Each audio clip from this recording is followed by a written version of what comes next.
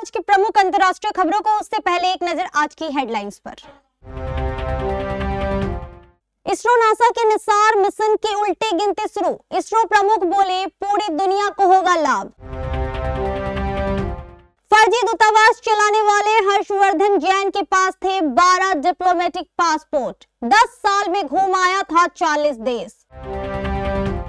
Thailand के साथ युद्ध विराम को लेकर ट्रंप के प्रस्ताव पर कंबोडिया ने क्या कहा।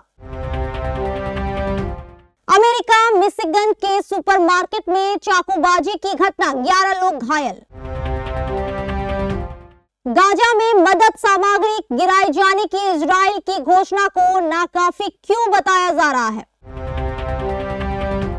इजरायली सेना ने बताया गाजा में हवाई मार्ग से सहायता सामग्री को गिराया जाना शुरू। भारत चीन अमेरिका कोई नहीं है टॉप 10 में। किन देशों में तेजी से बढ़ रही है अमीरों की आबादी। पाकिस्तान में टिकटॉक स्टार सुमिरा राजपूत की घर में मिली लाश, बेटी का आरोप जहर देकर मारा। दिलजीत दोसांझ ने फिल्म बॉर्डर 2 को लेकर दिया बड़ा अपडेट, सेट से शेयर किया वीडियो। चेस विश्व कप फाइनल के पहले गेम में कोनेरू हम्पी और दिव्या देशमुख के बीच कड़ी टक्कर, ड्रॉ खेलकर बांटे एक पॉइंट। भारतीय अंतरिक्ष अनुसंधान संगठन इसरो के अध्यक्ष वी नारायण ने शनिवार को कहा कि इसरो और अमेरिकी अंतरिक्ष एजेंसी नासा के संयुक्त mission NASA ISRO synthetic aperture radar यानी कि निसार से पूरी दुनिया को काफी लाभ होगा। निसार को 30 जुलाई बुधवार को आंध्र प्रदेश के श्रीहरिकोटा स्थित सतीश धवन अंतरिक्ष केंद्र से लॉन्च किया जाएगा। इसरो का GSLV F-16 रॉकेट निसार को 743 किलोमीटर की सूर्य तुल्यकालिक कक्षा में स्थापित करेगा। यह मिशन दोनों अंतरिक्ष एजेंसियों के बीच 1 दशक से अधिक समय के तकनीकी सहयोग का परिणाम है। इस मिशन से भारत पृथ्वी की बेहतर निगरानी कर सकेगा। नारायण ने कहा, निसार का प्रक्षेपण हमारे GSLV Mk3 रॉकेट से किया जाएगा। पेलोड का निर्माण इसरो और jet propulsion laboratory GPL America द्वारा संयुक्त रूप से किया गया है। यह उपग्रह पृथ्वी अवलोकन और आपदा प्रबंधन के क्षेत्रों में वैश्विक समुदाय के लिए उपयोगी साबित होगा। यह मिशन बहुत महत्वपूर्ण है।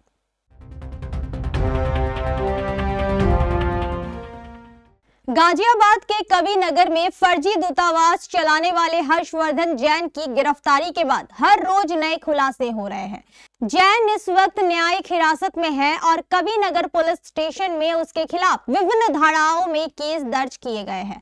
हर्षवर्धन जैन के पास कथित तौर पर 12 डिप्लोमेटिक पासपोर्ट मिले हैं। वह पिछले 10 साल में करीब 40 देशों की यात्रा कर आया है।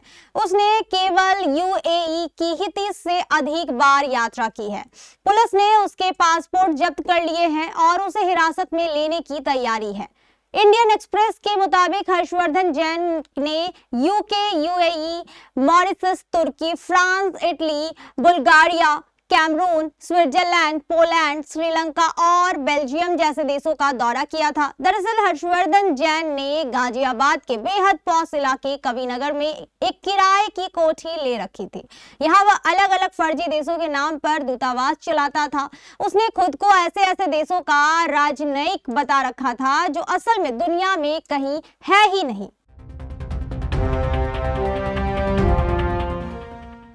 कंबोडिया ने थाईलैंड के साथ युद्ध विराम के अमेरिकी राष्ट्रपति ट्रंप के प्रस्ताव का स्वागत किया है। कंबोडियाई प्रधानमंत्री हुन माने ने कहा कि उनके विदेश मंत्री अमेरिकी विदेश मंत्री मार्को रूबियो से इस विषय पर बात करेंगे। वहीं थाईलैंड ने कहा कि वह युद्ध विराम पर विचार करने के लिए तैयार है, लेकिन पहले बातचीत होनी चाहिए। इससे पहले अमेरिकी राष्ट्रपति ट्रंप ने सोशल मीडिया पर एक पोस्ट में कहा था कि उन्होंने दोनों देशों कंबोडिया और थाईलैंड के नेताओं से बात की है और दोनों देश युद्ध विराम पर सहमत हो गए हैं। दोनों देशों ने ट्रंप के इस प्रयास के लिए उनका आभार जताया है। हालांकि ट्रंप के पोस्ट के बाद भी दोनों देशों के बीच सीमा पर रात भर गोलाबारी जारी रही। कंबोडिया और थाईलैंड के बीच लंबे समय से चल रहा सीमा विवाद इस हफ्ते संघर्ष में बदल गया।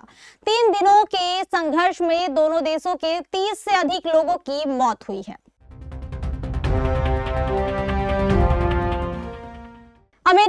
मिशिगन में वॉलमार्ट सुपरमार्केट में हुई चाकूबाजी की घटना में कम से कम 11 लोग घायल हुए हैं। ये जानकारी अधिकारियों ने दी है। अधिकारियों ने पुष्टि की है कि ट्रैवर्स सिटी में हुई चाकूबाजी की इस घटना के बाद एक संदिग्ध को हिरासत में लिया गया है। वहीं पास के मनसन मेडिकल सेंटर अस्पताल ने बताया कि वहां 11 घायलों का इलाज चल रहा है। अस्पताल के मुताबिक 6 मरीजों की हालात नाजुक है। अधिकारियों ने कहा कि घटना की जांच जारी है।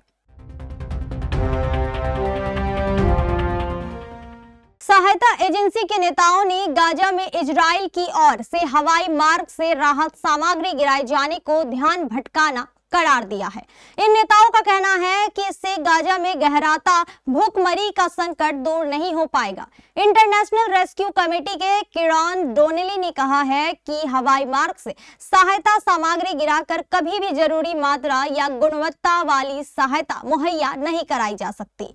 इजरायली सेना ने रविवार को गाजा पट्टी में हवाई मार्ग से राहत सामग्री गिराए जाने की जानकारी दी थी। साथ ही इजराइल डिफेंस फोर्सेस IDF ने संयुक्त राष्ट्र सहायता काफिलों के लिए मानवीय गलियारों की भी घोषणा की है। संयुक्त अरब अमीरात और जॉर्डन की ओर से आने वाले दिनों में हवाई सहायता गिराए जाने की उम्मीद है। ब्रिटेन के प्रधानमंत्री कीयर स्टारमर ने कहा है कि ब्रिटिश सरकार हवाई सहायता के जरिए गाजा में मदद पहुंचाने के लिए हर संभव प्रयास कर रही है। इजराइल की सेना ने बताया है कि उसने हाल ही में विमान के जरिए गाजा पट्टी में मानवीय मदद की आपूर्ति की है। इजरायली सेना का ये बयान कई हफ्तों के अंतर्राष्ट्रीय दबाव और फिलिस्तीनी क्षेत्र में बढ़ती भूखमरी की समस्या के बाद आया है। रविवार की सुबह एक बयान में इजराइल डिफेंस फोर्सेस ने कहा कि हवाई मार्ग से पहुंचाई गई सहायता में आटा, चीनी और डिब्बा बंद खाद्य सामग्री वाले 7 पैकेज शामिल है। इससे पहले इजराइल ने कहा था कि वह गाजा में संयुक्त राष्ट्र के काफिलों को प्रवेश देने के लिए मानवीय गलियारा खोलने के लिए तैयार है। गाजा के 20 लाख लोगों को महीनों तक सीमित आपूर्ति के कारण यहां बड़े पैमाने पर भूखमरी की चेतावनी दी जा रही है।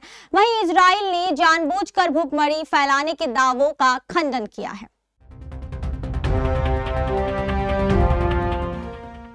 अमेरिका दुनिया की सबसे बड़ी इकोनॉमी है, जबकि चीन दूसरे नंबर पर है।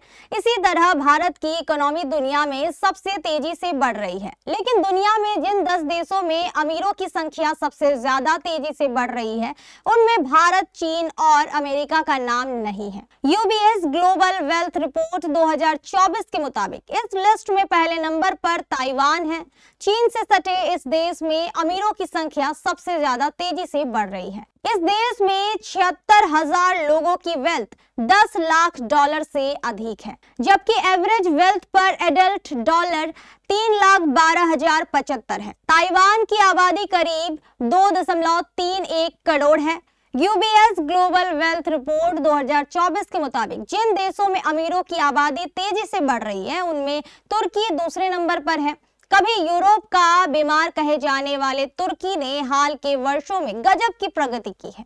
एक अनुमान के मुताबिक तुर्की में पिछले 1 साल के दौरान मिलेनियर्स की आबादी में 7,000 यानी 8.4% का इजाफा हुआ। देश में अब मिलेनियर्स की संख्या 68,000 पहुंच चुकी है, जिसके 2028 तक 87,077 पहुंचने की उम्मीद है। इस लिस्ट में तुर्की के बाद कजाकिस्तान का नंबर है। इस मध्य एशियाई देश में मिलेनियर्स की संख्या साल 2023 करीब 44,307 थी, जिसके 2028 तक 60,874 पहुंचने की उम्मीद है। दुनिया के सबसे बड़े इस्लामी देश इंडोनेशिया में भी मिलेनियर्स की आबादी तेजी से बढ़ रही है और वह इस मामले में जापान से आगे है। South Korea, Israel, Mexico, Thailand और स्वीडन भी टॉप 10 देशों में शामिल है, जहां मिलेनियर्स की संख्या तेजी से बढ़ रही है।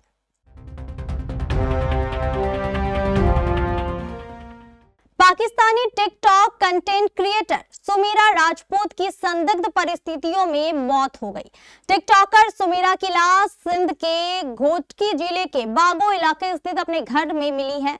शुरुआती रिपोर्ट में ये जानकारी मिली है कि उन्हें कुछ लोगों ने जहर देकर मारा है, जो कथित तौर पर उन पर जबरन शादी का दबाव बना रहे थे।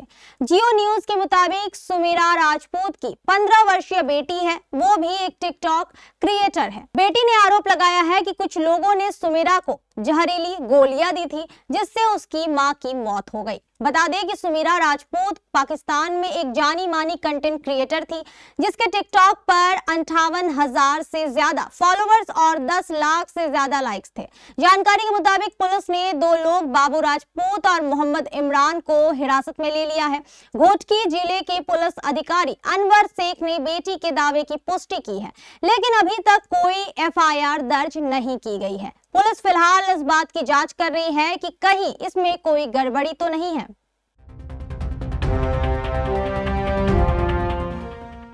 बॉलीवुड की मच अवेटेड फिल्म बॉर्डर 2 इन दिनों खूब चर्चा में है। अब इस फिल्म को लेकर एक्टर दिलजीत दोसांझ ने बड़ा अपडेट दिया है। एक्टर ने अपने इंस्टाग्राम हैंडल पर एक पोस्ट शेयर किया है। वीडियो में देखा जा सकता है कि दिलजीत वरुण धवन और आहान शेट्टी को लड्डू खिलाते दिख रहे हैं और फिर उन्हें गले लगते हैं। इसी के साथ एक्टर सेट पर मौजूद क्रू मेंबर्स का भी धन्यवाद करते हैं। दरअसल दिलजीत दोसांझ की अपकमिंग फिल्म बॉर्डर 2 की शूटिंग पूरी हो गई है, इसलिए वो सेट पर इसे लेकर जश्न मना रहे हैं। दिलजीत ने इसे लेकर वीडियो शेयर किया है। उसमें एक्टर बच्चों और फिल्म की टीम के साथ मिठाइयां भी बांटी और बैकग्राउंड में 1997 में आई बॉर्डर का फेमस गाना संदेशे आते हैं बज रहा था। दिलजीत ने वीडियो पोस्ट करते हुए अपने कैप्शन में लिखा, बॉर्डर 2 की शूटिंग खत्म। फिल्म में शहीद निर्मलजीत सिंह शेखों जी का किरदार निभाने का मौका मिला। वहीं दिलजीत की इस पोस्ट पर वरुण का रिएक्शन भी आया। एक्टर ने रील पर कमेंट करते हुए लिखा, पाजी एक शॉट बाकी है, अनुराग बुला रहे हैं।